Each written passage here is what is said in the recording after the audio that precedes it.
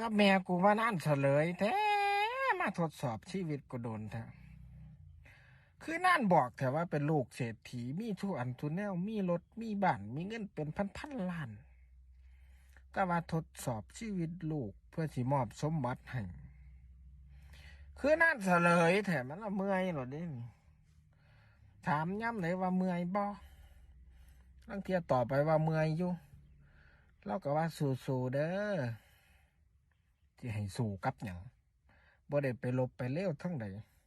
เมื่อยบ่เมื่อยอยู่ก็โอนเงินให้โจกเงินให้ไปจั่งซั้นไข่เนี่ยมันก็สิเศร้าเมื่อยโลดอยู่เด้อเนาะการเห็นเงินไหมแต่ว่าสู้ๆเด้อใช้ชีวิตมันก็เป็นจังซี่ล่ะสู้ๆต่อไปสู้ๆเด้อโอ้ยจะให้สู้กับหยังบ่ได้ไปออกรบออกเลี้ยวอีหยังเนาะออกมาละเมื่อย